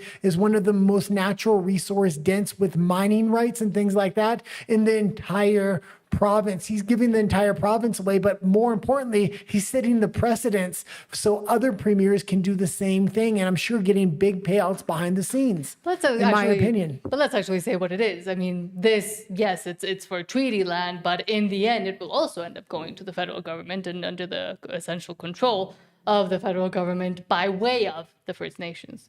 You add in the other deals still being negotiated, we could be looking at 9.6 million hectares. That's 10% of the entire province. That's the size of Portugal or South Korea. And no, it actually won't, I believe. I don't believe it's going to be going to the federal government. What I think the mechanisms they're trying to build is they want to give it over to the First Nations and then have it protected by international governments and international bodies like the UN and things like that. So I think they want to take the control out of the Canadian government's hands. They want to set that precedent, build that mechanism, and then have other provinces and other countries repeat the basic thing that they're trying to do in order to get you to own nothing and be happy, I guess.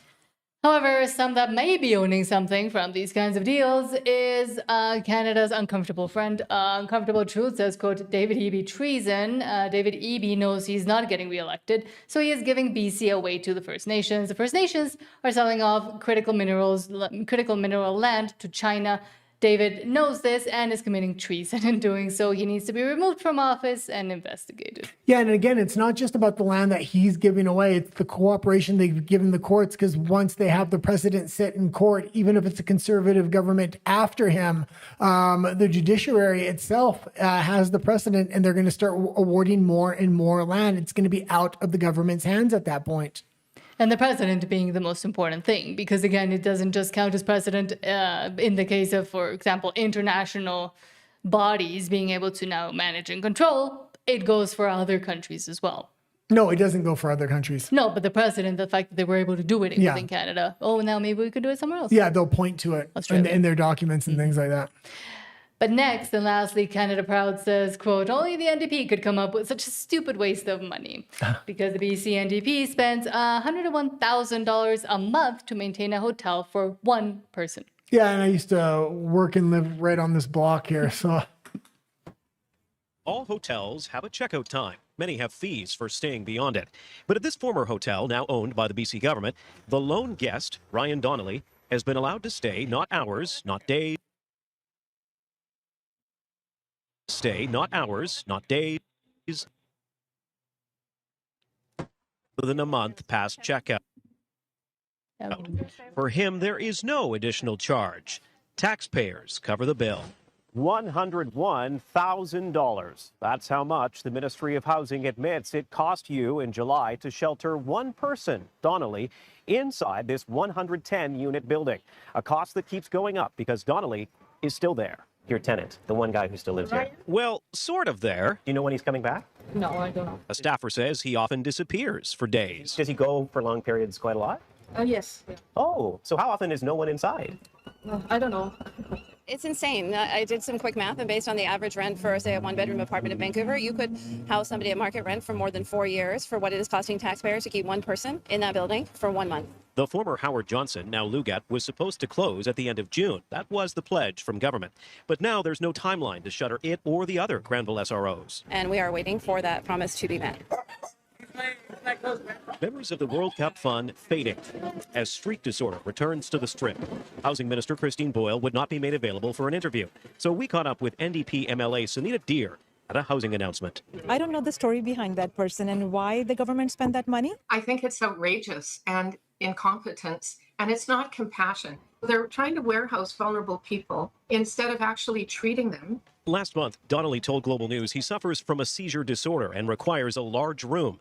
He also showed us the gaping hole in his ceiling. For significantly less, the province could rent the Lieutenant Governor's suite at Fairmont Hotel, Vancouver. The monthly cost, just under $70,000. Breakfast and evening snacks in the executive lounge included. Jordan Armstrong, Global News. And it's just absolutely crazy. And we've seen this with a lot of the hotels, not just within Vancouver, but across Canada. The United States was doing this as well. Yeah. But also, again, we have to ask ourselves how much of that is money laundering in itself, because we do know that they use homeless population and the homeless issue within not just Vancouver, but a lot of different cities, Los Angeles, all over the place, Seattle, to just launder money to themselves and their buddies. By saying, oh, yes, we're going to fix it. They're going to fix it. And no, but nothing ever gets fixed. It just gets worse, apparently. And it was interesting to hear there that, yeah, now that the World Cup is over, well, apparently now the disorder is coming back into the city. Yeah. Well, I used to teach jiu-jitsu on the next block there. I used to work across the street at the bar as a bouncer right there. And then I used to live that was your block. Also right next to that bar I worked at. So it was, the next block was, I know that hotel very well. It wasn't, if anybody's been to Granville in the recent years, it wasn't that bad. Oh, it was pretty bad when I lived there, yeah. But it wasn't as bad as it's gotten. No, it was probably worse when I was there. Okay. Because, well, when I was there, there was a thing where they couldn't, homeless people were laying out mattresses on Granville and they weren't allowed to move them at that time. So. But now let's go back to your comments with that last lovely comment. Sean says, it can be, quote, peace and long life leading into live long and prosper in Star Trek Vulcan culture. Thank you for that correction, Sean. Print of Alberta says, it is not hate, it is faked that the U.S. Department is not going down. It's not getting paid off. That means nothing is changing. Citizens are having a hard time, same as Canadians. And Sean says socialism is not nearly as popular as you think, given that the media's attention. No one is talking about Iran or Trump, but about Democrat socialist candidates, because now they're actually scared, because now they know they kind of let that happen, and now they don't know how to put the genie back in the bottle. Like it's the only news items on the air. And also because talking about everything else you mentioned is too hard now, so it's easier to actually focus on the threat of the DSA on the actual Democrat Party that let them in and essentially groomed them into what they are today. Well, I would agree. Communism and socialism isn't popular in the United States as people think, but in Canada, it's literally the dominating ideology, I would say, at this point. And if you put up a lot of these socialist policies for a vote in Canada, overall the Canadian people are going to vote for it. That's why I'm against direct democracy in Canada, because the system has been completely captured. They will vote in communism and socialism if given the option, I believe, in Canada now. And again, that famous phrase, whom I forgot who it is, so I won't attribute the quote, but you vote in socialism and you vote into communism, but you leave through bloodshed. Well, and this is why Alberta needs out now. They have an opportunity to take control of their future. So the rest of Canada, when they vote communism and socialism in, or socialist adjacent policies, they don't have to be subject to it. Yeah. Sean says, give me some land, Dave. Same here, would be nice. Sean says, pay for play, the new First Nations ruling class. And they get paid a lot, they just don't distribute it. Sean says, Guy is right, they can't risk keeping the land in government hands. What if a Canadian Trump becomes prime minister? They can't risk it. Yeah, and I think there's international mechanisms right now to put the land in First Nations hands and then have international bodies control a lot of this stuff. Option Trader says in 2014, 76% of your GDP was Alberta oil. Now it's 64% thanks to Trudeau, and your economy is crushed, overregulated, and shrinking badly. Yeah, true. But we have an opportunity, now is the opportunity on October 19th to not only send Ottawa a message, but to get us to that binding referendum so we can break free before the federal government makes decisions for Albertans that will have real consequences that are going to be almost impossible to reverse at this point. But also to get it back up, maybe even past that number, and not having to rely on the numbers and the regulations from Canada, and Canada not being able to just rely on Alberta oil. Option Trader says, that's a lazy argument. Every politician is an actor. Trump is doing more to reverse the last 4 years than globalists than any president I've seen in decades. Yeah, I absolutely agree. And especially on an international level, Trump has been massively effective. And I don't know exactly what's going on in Iran, but there's more than what's on the surface there. There's a lot of international implications for what's going on in Iran. So... Option Trader says, you can hate Trump, but if Kamala had won, America would go the route of Canada even faster. Yeah. And I'm glad not to see, Trump wants to get out of Iran, I believe, overall, and he hasn't put boots on the ground. I remember about a month ago, it was, boots on the ground. There's going to be a draft, this and that, the woke right. That's what they were trying to sell the general public. That's not where this thing is headed whatsoever at this point. Option Trader says, Alberta has the second largest oil reserves on Earth. Why do you guys have high gas prices? Why isn't the infrastructure more developed? Because federal government, because they don't let it. Actually, the infrastructure is well developed, and that's the thing. They have all kinds of refineries for multiple different types of oil. The problem is the amount of carbon taxes and everything else, and the federal government's control over a lot of these things. A2.0 says the left preaches without oil, Alberta would be nothing, because they were discussing with Option Trader about how dominant or significant the oil sector is for Alberta and for the rest of Canada. But as we always mention, Alberta also has other options and to diversify in other natural resources too, and other industries as well. Yeah, the Rocky Mountains run through Alberta, and that's a highly underdeveloped industry within Alberta because of the amount of regulations the federal government puts on mining. That's number one. Number two, a lot of the manufacturing in Canada lies in Ottawa and Quebec. It should lie in Alberta because that's where the natural resources are, whether it is the raw resources or the oil and natural gas. So it would make more sense to put it there. That being said, the federal government is always leveraging the natural resources of the West and intentionally making monopolies in manufacturing in the East. Mm-hmm. Option Trader says in 2024, New York City mayors spent $8 billion of our city taxes housing illegal aliens. Yes, and Canada would love to continue doing so. Well, I think Canada spent a lot more than that. That being said, why? Because we used to show the articles about if you sign up for every program that a refugee is eligible for, you can make up to $86,000 a year within Canada a year. Like, I've never made $86,000 in my life. Me either. Feels like I pay about that much in taxes, though, and in Canada. Rage Against Machine says, I think there is 2 million of the people that want to leave in total, Alberta. I think you mean Alberta. Yeah. Yeah. I would say maybe it's even more now. KP4U says, Hola, freedom lovers, Nat and Guy. Where you be at lately? LOL. Well, I was traveling and kind of emergency travel, out of the blue travel, but I'm back in Mexico. And okay, now let's actually go into Alberta and the world.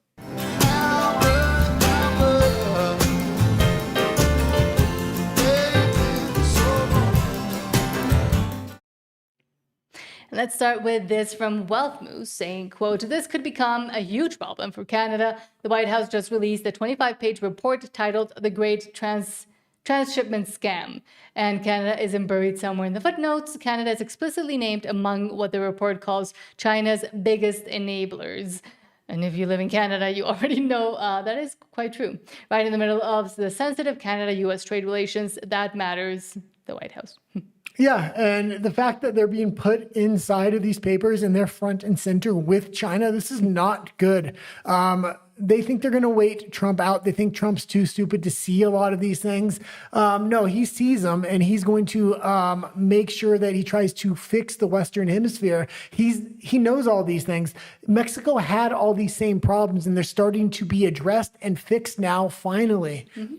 Because with Carney. Well, and also the Mexican government didn't want to fix it on their own. Not till Trump came in and put pressure on them did these things actually get fixed. A lot of the times, the governments can't fix things because of the ideological leanings of their people. But when Trump comes in with such economic force and power and leverage, it can force these governments to do things they normally wouldn't do. And it's benefiting Mexico immensely right now. Yes, and actually becoming, again, a better partner and having better opportunities because of the good relationship with the U.S., which is apparently something Carney just does not understand or want to understand.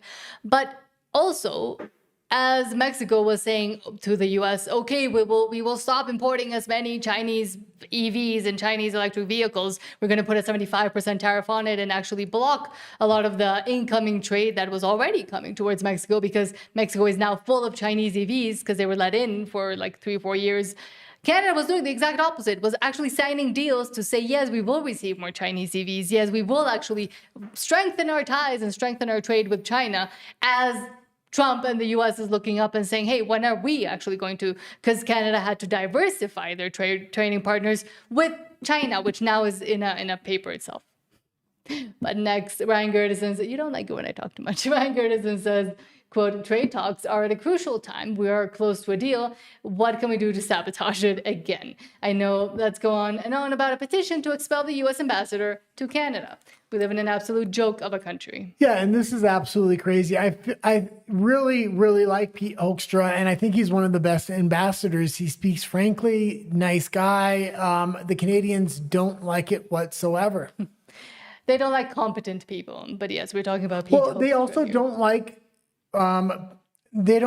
Trump's administration's way of dealing with a lot of things, and they talk to the general public, and they're fairly transparent with the media, so people know what's kind of going on. They want to keep everything tight-lipped so they can build their own narrative through their mainstream media, and the Canadian public actually have no idea what's going on. So when they say, well, the Americans won't negotiate with us, the Canadian people believe that. But then what happens? The Mexicans and the Americans both outed the Canadians for not being at multiple meetings. Tens of thousands of Canadians want America's ambassador to Canada to be kicked out of the country. A petition to the House of Commons calls on the government to expel U.S. Ambassador Pete Hoekstra. It accuses Hoekstra of making statements that undermine the Canada-U.S. relationship. As of this hour, the petition has over 70,000 signatures. That number has more than doubled in the last 24 hours. I'm joined now by the Power panel. Cameron Ahmad was a head of communications to former Prime Minister Justin Trudeau. And here in our Ottawa studio, Tim Powers has worked as a strategist for Conservative parties. And Sherelle Evelyn is the managing editor of the Hill Times. I'm going to start with you, Cameron, because in your role, I know that you were pause working... it for a second, and you ask yourself, like, this is a citizen-led petition, but it's getting a ton of coverage, and they just keep talking about it and talking about it and talking about it. I say the Americans just pull them out of Canada and say, okay, no negotiations. Because again, it's that self-perpetuating narrative that they want to put it out there. But again, it's 70,000 plus sad, vindictive, and vile people. No, it's actually they're trying to put power over a lot of people, that Americans that are working in Canada, saying, don't talk about this issue publicly, otherwise there can be consequences. I think Pete Hoekstra is probably laughing at him. He has a very close relationship with Donald Trump, and they asked him to pick what position he wanted in the administration after his first term. In the Prime Minister's office during Trump 1.0 and had to deal with the Trump administration plenty. What does something like this, what message does it send to the Trump administration? And at a time of, trade talks, really intense trade talks, does this do anything to help? Well, the question is, does it even make it to their radar?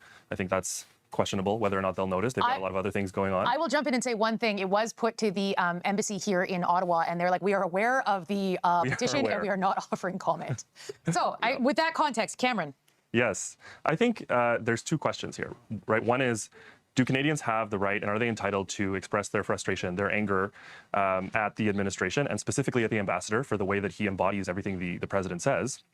And what is the right move for the government? How do they handle this? And so, of course, Canadians, this is our democratic right. This is how we express ourselves politically. One of the ways is through a petition or by demanding that the ambassador be PNG'd because he's saying things that are frankly offensive to millions of people here. But the way the government handles it is differently, and I think they have to. This is. Hold on here. Won't they need a petition on the petition first? Exactly. That's what I was going to say. telling Alberta. Like when it comes to this, it's like, oh no, let's kick him out of here. This is not going to help trade negotiations at all. And I hope Pete Hoekstra does more interviews after this, because this is absolutely ridiculous trying to silence him. And that's what I was going to say. I mean, if Alberta can't get a petition on whether they want to or are able to even become independent, well, then the stupid Canadians that are vindictive and also have their little feelings hurt, which are apparently the most important things in Canada, shouldn't get their petition either. And I hope he continues to talk a lot more. But lastly, Marzalaya says, quote, the government of Canada and New Brunswick are actively recruiting people from Mexico to work in Canada. In the job posting, they clearly state that applicants can, quote, learn about immigration pathways. Nothing has changed from the Trudeau era. Carney is no different.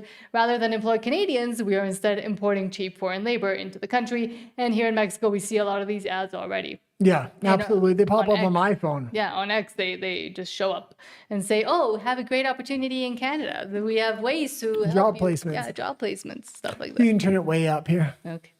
Our government is actively working against us. They tell us one thing, but they do another. And I'm going to give you a perfect example because I got a text message from a friend and he said, Mario, there's a job fair happening in Mexico, in Monterrey, and they're bringing people from there to Canada. I didn't believe it at first because I said there's no way we're bringing in more foreign workers, especially with the skyrocketing youth unemployment we have. But watch this. This right here is a Facebook group. It says Embajada de Canadá en Mexico. What that means is that's the Canadian embassy in Mexico. And what they're saying is that they're recruiting professionals in New Brunswick. And they literally link out, as you can see, to the verified page for the government of New Brunswick. And it says Discover Construction Skilled Trades Careers in New Brunswick, Canada. And watch what happens when you click on that link. It brings you to the website where, if you scroll down, it says join one of Canada's most welcoming provinces, where opportunity meets a vibrant way of life. And New Brunswick is coming to Monterrey City, Mexico. The government of New Brunswick, along with employers in skilled trades and construction, will be there from September 18th to the 20th to meet with you. And they're looking for folks in construction. And it literally says, come meet the employers and provincial recruitment team to learn about immigration pathways and the job opportunities that are waiting for you. And it says this is an in-person event open to residents of Mexico. And this is where it gets interesting. It says this is the following NOCs that they're looking for: carpenters, heavy-duty equipment mechanics, plasterers, roofers, shinglers, construction, trade helpers, and laborers. And they get them to fill out a form and upload the resume. And this is the government of New Brunswick who's working with the Canadian embassy in Mexico. And it says the okay, and you can leave it there. And those are Red Seal workers. Those are good paying jobs, but they're going to want to underpay these people.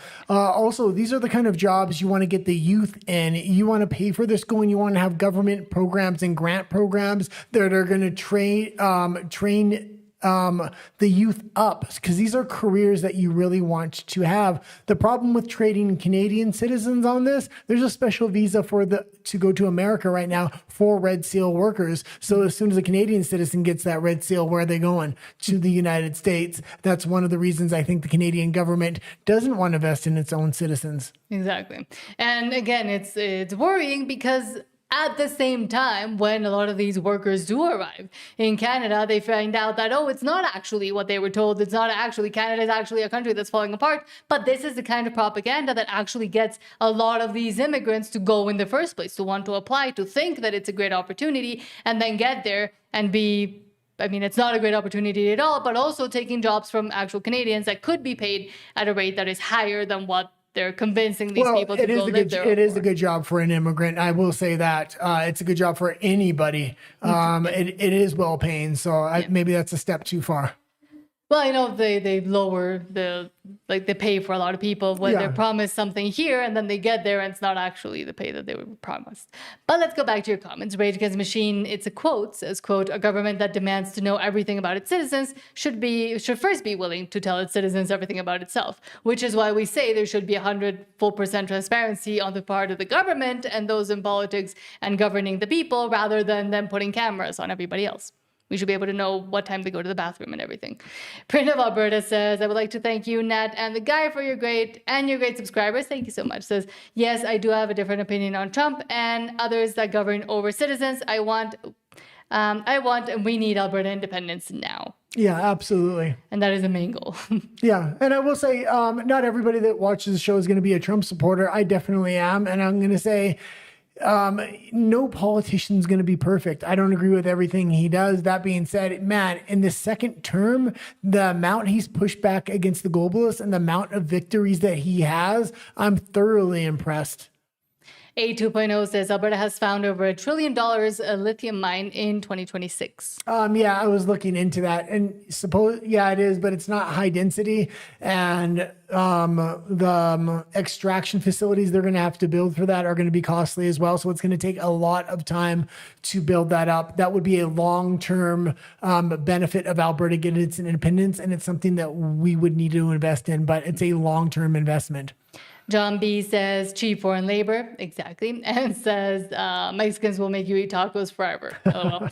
The guy eats tacos all by himself. That's all he eats 3 every times day. a day. But I don't make it's not because I'm making them, because that's what he makes. Yeah, that's what he likes. Oh, and you brought me taco seasoning back from Canada. Yes.